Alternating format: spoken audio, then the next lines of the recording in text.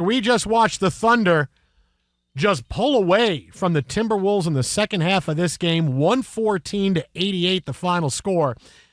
T-Wolves led the entire first half, had a 48-44 lead at the break. However, in the third quarter, Thunder flipped the script, turned a 4-point deficit into a 10-point lead, and basically the game was over from there on out.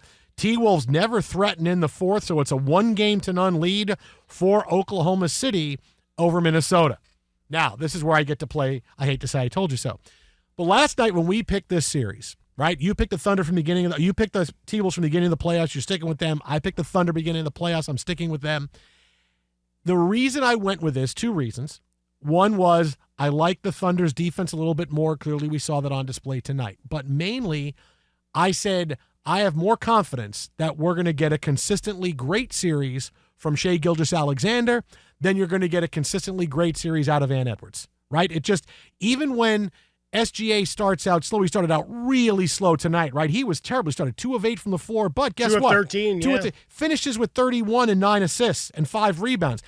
When they needed him in the second half, he was terrific, right? So even a bad start, he turned into a great finish, right? You would forget about that bad start. He still finds a way to play great even when the first half of the game doesn't go his way. I know we're going to get a great consistent series out of SGA, but with Ant Edwards, I'm not.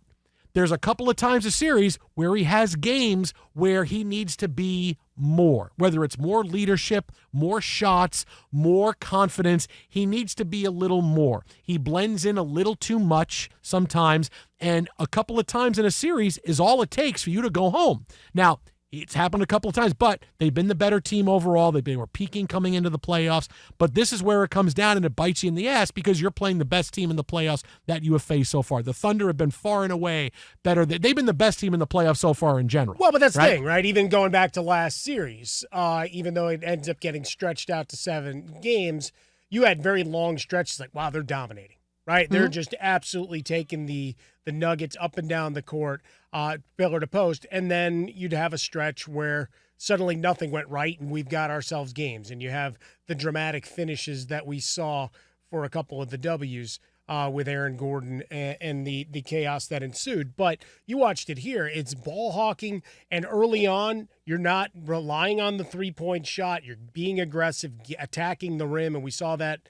That was the constant, right? You had a lot of the Timberwolves possessions and a lot of empty possessions. First quarter should have been a blowout big lead for the T-Wolves, but they had 7 turnovers, right? The attacking style of the Thunder defense, they fill the passing lanes, long arms, keep at it and aggressive. And then you start getting into some of those questions of, early whistles affecting things. Gobert was called for 2 fouls pretty fast. The second one was just a dumb reach in and push when he didn't need to, concede that you missed the layup and move on, which forces you to the bench, and we had to start seeing a deeper rotation. But all of that to say, your point about SGA, he stayed aggressive. 2 of 13, but he lived at the foul line and continued to live at the foul line as the night wore on, and you saw no answers. Outside of the early heroics from Julius Randle, you couldn't buy a bucket from the outside.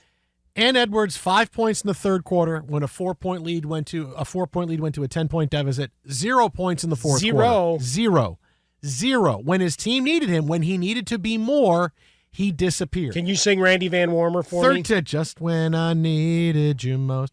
5 out of 13. He took 13 shots tonight. He took one shot in the fourth quarter. He took 13 shots. When you're down 10 going to the fourth quarter, 1 shot. He can't take over with the consistency that SGA and other players take over, right? He can't take over like SGA does. He can't take over like Jalen Brunson. He has moments, and he has games where, wow, he's the best player on the floor. Where he does. And he is feeling it. But the thing is he's got to have – when you're not feeling it, you still got to find a way. Right? You're the best player on the team. If you're not feeling it, I'm sorry, you got to find a way, whether it is getting to the free throw line, whether it's, hey, I'm not going to take threes, right? It's not my night from 3. Whatever it's going to be, you have to find a way. And Edwards just has games where he just doesn't try to do that. And this is a game where down by 10 going to fourth. Yeah, Julius Randle did all he could. He scored 20 points in the first half. He got you up by 4. You had 5 threes. That's not going to continue. And yet he became too much of a wallflower. Right? I mean, this is why Ann Edwards, everyone wants to crown him. Oh, he's the next Michael Jordan. No, he has stretches where he is terrific. He has games where he's unbelievable, but it's not consistent enough. And he needs to be more consistent. And this is why I picked the Thunder, because I said you're going to get a more consistently great series from SGA than Ann Edwards. This has come up in the playoffs before. Remember, it was just 10 days ago in the last series where the T-Wolves were a little upset, and Chris Finch was upset with the effort he got from Ann Edwards in an early loss. He called him Juan Soto. Remember here, oh, you're not hustling on that grounder. This was Chris Finch about a week and a half ago, early on in the Nuggets series. Say, hey, I need a little bit more out of you. What is there to talk about? I mean, you're the leader of the team, and you got to come out and set the tone, in all ways that happens. And if your shot's not going, like you still have to carry the energy, So I don't think if I got to talk to guys about having the right energy coming into opening second round game, then we're not on the same page. So. I mean, that was from 10 days ago, and that's what you say tonight. Setting the tone, being a leader, being the guy to say, we're going to win on my shoulders. Like, he doesn't do that with the consistency. Everybody knows it's his team. Julius Randle's not going to get upset. Okay, Rudy Gobert's not going to get upset if this happens, right? It's your team. Hey, you got to be the guy to do it. Your best player, if you're going to win in the playoffs for anything, your best player needs to be your best player. Well, it's like we talked about when the Warriors went down. There was no fight out of Jimmy Butler, right? A guy that you were expecting playoff Jimmy didn't appear, and he's leaving games with 8 shots, 10 shots. No, he's supposed to be the guy with Steph Curry sideline that he's going to pick it up. With Anthony Edwards, curious here, do we get any update? Because he did have the ankle issue earlier in this game, but he played 37 minutes. So you can only, put a small asterisk next to anything as we try to await anything there. But he's, 2 of 5 in the third quarter and then 0 for 1 in the fourth. Still logging 37 minutes. You had for his shots of the night, he's 5 of 13. Julius Randle goes 9 of 13. Most of that damage done in that first quarter. And then DiVincenzo was 3 of 14. His jump shot was absolutely broken because he had a lot of wide open looks. Because that's the other part of this. Will you shoot as poorly? I don't know. You've got guys closing out and attacking, and I get that. They shot 34.9% from the field. And a lot of those shots, wide open looks. Mm-hmm. So will it go the other way and you get some normalization? Maybe, but the Anthony Edwards thing, you can't solve. No. Like that is the biggest enigma in sports right now, is to game which type of effort you're going to get. Your best player has to find a way to affect the game even when it's not his night. And it's not that if Ann Edwards was 5 out of 24, I would say, you know what? Go down swinging. Not his night. No, that's right. If Dante DiVincenzo is 5 of 24, it's, dude, you need to shoot less. Come on. But here's your best player, right? It's almost like when I look at a night like this from Edwards and see how passive he was and not setting the tone, doing all of this, like there's not being able to affect the game, and there's basically holding back from trying to affect the game. When you're down 10 going to the fourth quarter, this is where Ann Edwards has to say, you know what? Now I got this. I got this now. I'm going to bring us back. It was because this game was there for them, right? You can only give away, so many games in a series. And really, at this point, you can't give away any. But this game was there for Minnesota because it's a 4-point lead at halftime, and Ann Edwards hadn't played his best basketball. So, okay, it's there for you. And then instead in the second half, 5 points. Like it was a gift, and I'm only going to take a handful of shots. Well, what did we talk about? First half, you had the big stats from Julius Randle. I think Steve had the stat. The rest of the T-Wolves were a combined 9 of 35, and then it got worse. Yes, it got worse. 70-40, you're outscored in the second half. An 18-point third quarter, and then an absolute disappearing act from Edwards in the fourth, as you just saw, passing lanes filled, great work up and down the court by that Thunder defense. 17 turnovers. Doesn't seem like that's enough. I think they stopped counting at some point in this game. You even had 12 offensive boards for the Timberwolves, but did not get the putbacks, did not get those finishes that you expected. For the Thunder, they end up shooting 50% from the field for the night. A judicious and efficient 11 of 21 from three-point range.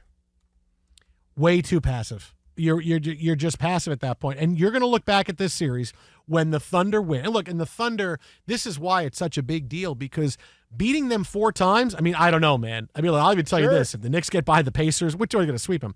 But if the Knicks get by the Pacers. Just put an if? Well, I'm just saying because I want to, because I'm going to, think about, can you beat them 4 times? I mean, maybe you get you find a way, the matchups work for you, but you can't give away games. And this was, we're up by 4 at halftime in game 1. And no matter where you are, things are getting real serious now. So maybe, just maybe, hey, we're up 4.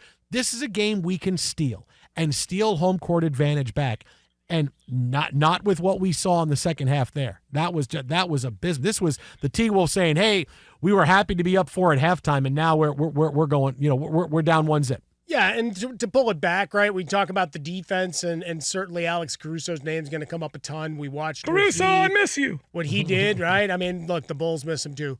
You go all the way through, just one of those glue guys, and I think the reputation is now you can do whatever you want defensively as Alex Caruso, as we've watched him against superstars. Like, should Alex Caruso not be called for the body fouls?